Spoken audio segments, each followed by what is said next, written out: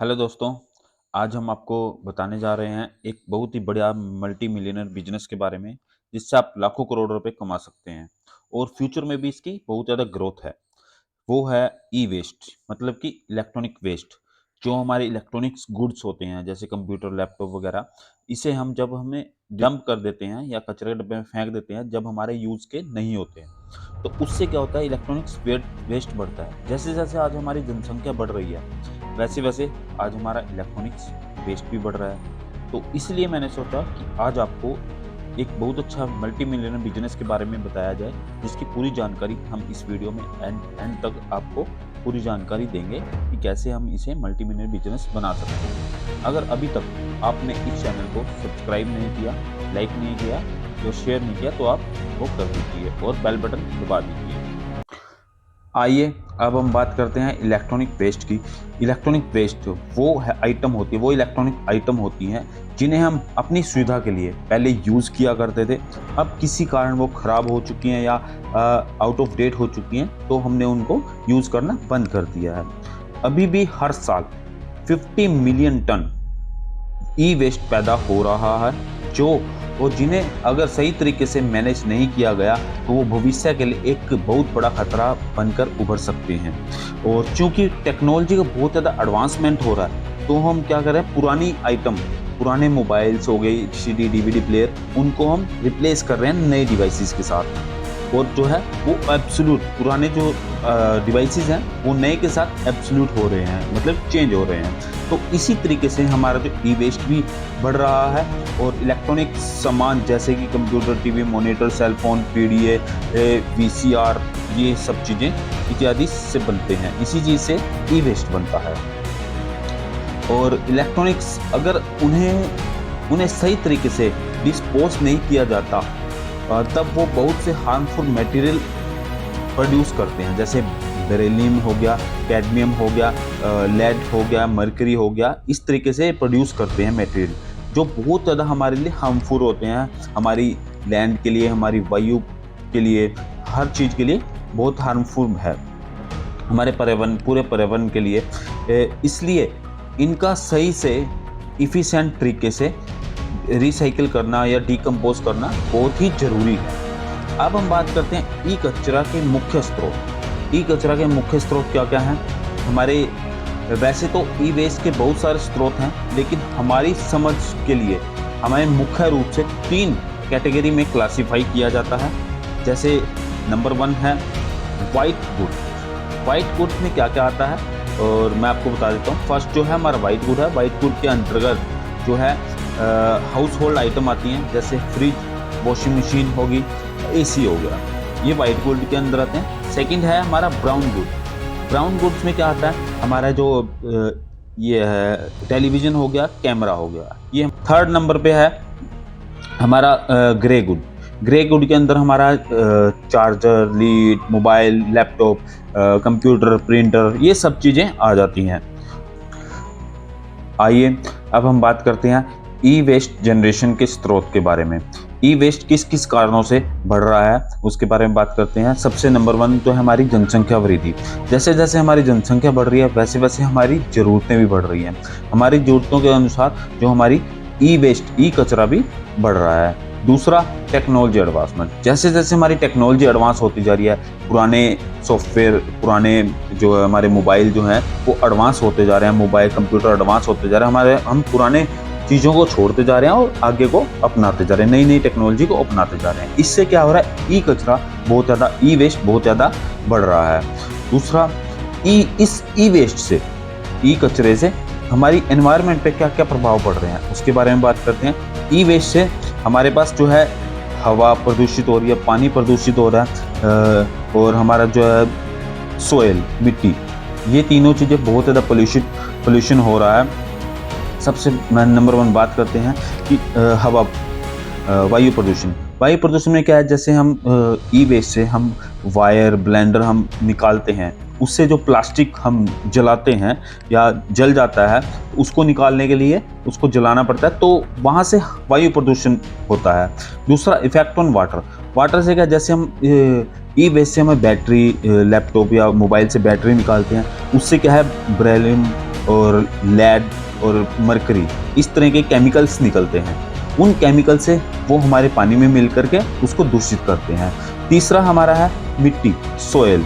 Soil से हम soil effect कैसे हो रहा है, हमारा जो कुछ भी डिस्पोज करते हैं हम, ई वेस्ट डिस्पोज करते हैं, प्लास्टिक हो गया या कुछ भी है, उससे भी मेटल हो गए, वो मेटल मिट्टी में मिल जाते हैं और फिर वो, और बहुत से केमिकल भी हैं जो मिट्टी में मिल जाते हैं और वो हमारे एनवायरनमेंट को दूषित करते हैं। और उसके बाद उन केमिकल से हार्मफुल, वो केमिकल बहुत हार्मफुल होते हैं, उसी से कैंसर भी पैदा हो रहा है और बहुत ही हर इंसान के लिए और जानवरों के लिए बहुत ज़्यादा हानिकारक हैं वो। अब हम बात करते हैं इलेक्ट्रॉनिक वेस्ट रिसाइकलिंग प्रोसेस की, स्टेप बाय स्टेप इसकी हम बात करेंगे। सबसे नंबर 1 क्या होता है, दो तरह का होता है। सबसे नंबर 1 होता है कंज्यूमर रिसाइकलिंग। कंज्यूमर रिसाइकलिंग क्या होता है, उसमें जैसे पुराने मोबाइल फ़ोन, पुराने लैपटॉप, पुरानी चीज़ें होती हैं जिसमें कुछ पार्ट उसके सही होते हैं, उससे उसको सेपरेट करके उसको दोबारा से रीसेल भी किया जा सकता है, दोबारा कंज्यूमर को बेचा जा सकता है, वो होता है कंज्यूमर रिसाइकलिंग। आइए दूसरा स्टेप है स्क्रैपिंग। ई वेस्ट रिसाइकलिंग प्रोसेस के स्क्रैपिंग के दौरान बहुत सारे स्टेप को पालन किया जाता है। इसके 7 स्टेप होते हैं। इन 7 स्टेप में बताया जाता है कि इसका प्रोसेस कैसे होता है, रिसाइकलिंग प्रोसेस कंप्लीट कैसे होता है। नंबर 1 है शॉर्टिंग। शॉर्टिंग के जरिए हम जो भी हमारा ई वेस्ट होता है उसको हम प्लांट में लेके आते हैं और वहाँ से उसको शॉर्ट करते हैं, कि हर चीज़ को अलग अलग करते हैं। जैसे मेमोरी, बैटरी ये हो गया, मेमोरी हो गया, HDD, हार्ड डिस्क हो गया, इन चीज़ों को हम सेपरेट कर लेते हैं, शॉर्ट कर लेते हैं। सेकंड है हमारे पास डिसेंबलिंग। डिसेंबल, अब कोई भी पार्ट होता है कंप्यूटर, फ़ोन का या कुछ भी है, उनके हर पार्ट को डिसेंबल, मैनुअली शॉर्टिंग करने के बाद उसको डिसेंबल कर लिया जाता है।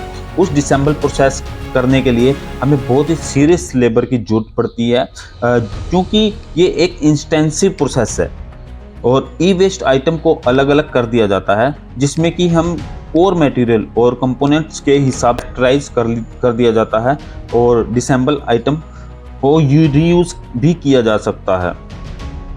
थर्ड स्टेप है फर्स्ट साइज रिडक्शन प्रोसेस। अब इसमें क्या है, अब जो भी हम यहाँ से डिसेंबल करते हैं उनको पीसीस में श्रेडिंग कर दिया जाता है, छोटे छोटे पीसीस काट के उसको 2 इंच के पीसीस में काट के उसको अलग कर लिया जाता है और इससे ई वेस्ट का सामान रूप में कर दिया जाता है। चौथा, फोर्थ स्टेप है सेकंड साइज रिडक्शन प्रोसेस। अब हम जो भी हमारा फर्स्ट साइज में जो भी हमारे छोटे छोटे पीसेस में हमें काटते हैं उसको दोबारा से उसको काट के बिल्कुल बारीक कणों में उसे रिडक्ट कर लिया जाता है। छोटे छोटे पीसेस में दोबारा एक मशीनरी के द्वारा, क्रैशर के द्वारा उसे हम काट लेते हैं। और उसके बाद 5वां स्टेप है हमारा ओवर बैंड मैग्नेट के जरिए वो मैग्नेट वाले हर आइटम को अलग कर लिया जाता है, मैग्नेटिक मटेरियल को अलग कर लिया जाता है, उसे ई वेस्ट डेब्रीज में अलग कर दिया जाता है। नॉन मेटेलिक और मेटेलिक कंपोनेंट्स। अब इस प्रोसेस में क्या है, आपको नाम से पता लग रहा होगा कि नॉन मेटेलिक और मेटेलिक कंपोनेंट। अब इसमें जो भी नॉन मेटेलिक कंपोनेंट होते हैं जैसे प्लास्टिक होगा और मेटेलिक कंपोनेंट हो गए जैसे सोना, चांदी या फिर एल्युमिनियम हो गया, उनको अलग कर लिया जाता है, इस प्रोसेस में सेपरेट कर लिया जाता है और इसको रॉ मटेरियल फॉर्म में कन्वर्ट कर दिया जाता है। और 7 नंबर पे आता है वाटर सेपरेशन। वाटर एक आखिरी स्टेप है जिसमें हम प्लास्टिक कंपोनेंट को पानी की मदद से ग्लास से अलग कर दिया जाता है।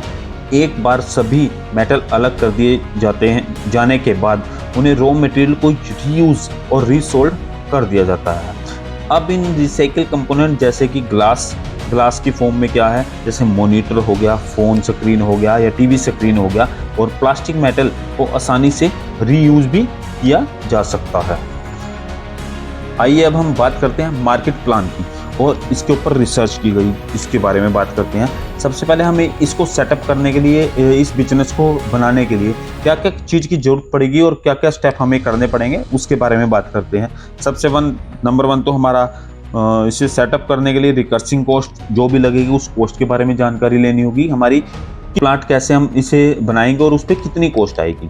सेकंड नंबर पे है हम रॉ मटेरियल को आपके बारे में, इसके बारे में मैंने आपको जानकारी दे दी। रॉ मटेरियल हमारा जो है, जो इलेक्ट्रॉनिक वेस्ट है वो हमारा रॉ मटेरियल है, वो आप किसी कंपनी के साथ टाई अप करके, जो बड़ी बड़ी कंपनियां हैं जो इसका लेती हैं वापस जो कंपोनेंट को वापस लेती हैं, या आप किसी भी छोटे इंस्टीट्यूट से जो उसे यूज़ करना छोड़ देते हैं इलेक्ट्रॉनिक वेस्ट को, वहाँ से आप उनसे कॉन्टैक्ट करके वहाँ से आप रॉ मटेरियल इकट्ठा कर सकते हैं।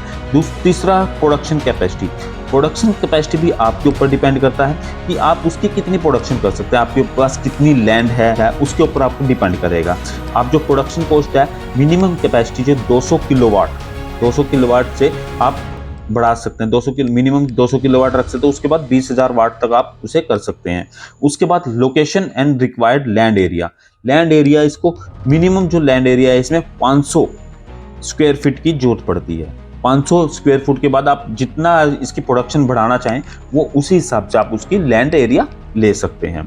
उसके बाद प्राइजिंग स्ट्रेटजी में आपको इसका प्राइस सेट करना पड़ेगा। जैसे आपका रॉ मटेरियल लेके आपको उसे प्रोसेस करने के बाद जो भी आपका एक प्रोडक्ट तैयार हुआ है, जो प्रोडक्ट तैयार है उसको मार्केट में सेल करने के लिए जो भी आप करना चाहें उसको प्राइजिंग स्ट्रेटजी के अंतर्गत आप उसमें प्राइस उसका सेट कर सकते हैं। उसके बाद मार्केट फॉर सेल, आप मार्केट देखना पड़ेगा आप कहाँ कहाँ पे उसको सेल कर सकते हैं। जैसे इसमें आप बात कर सकते हैं मेटल को मेटल वालों को बेच सकते हैं जो भी मेटल खरीदते हैं। दूसरा, आप प्लास्टिक है तो उसको प्लास्टिक वालों को बेच सकते हैं जो चेयर बनाते हैं, प्लास्टिक के जूते बनाते हैं, कुछ भी प्लास्टिक का जो भी बनता है तो उनको आप बेच सकते हैं। तीसरा, आप जो है शीशे वाला को बेच सकते हैं। इस तरीके से आप जो है मार्केट जहाँ पे भी आप सेल करना चाहते हैं उस मार्केट को देख सकते हैं।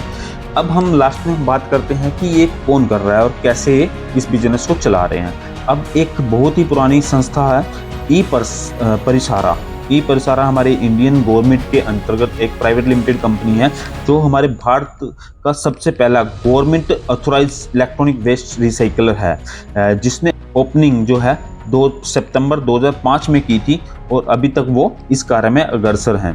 तो ई वेस्ट को हैंडल, रिसाइकल और रीयूज का खास ध्यान ये रखते हैं, मतलब ई वेस्ट को रिसाइकल कर रहे हैं इको फ्रेंडली तरीके से।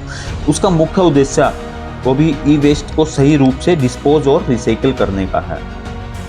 उसके साथ ई प्रसारा जो है उसका जो ऑब्जेक्टिव है ऐसी अपॉर्चुनिटी तैयार करने के जिससे कि ई वेस्ट को वैल्यूएबल रॉ मटेरियल में तब्दील किया जा सके और सोशल और इंडस्ट्रियल बेनिफिशियल रॉ मटेरियल जैसे कि valuable metals, plastic and glass के रूप में इस्तेमाल किया जा सके। Thank you for watching.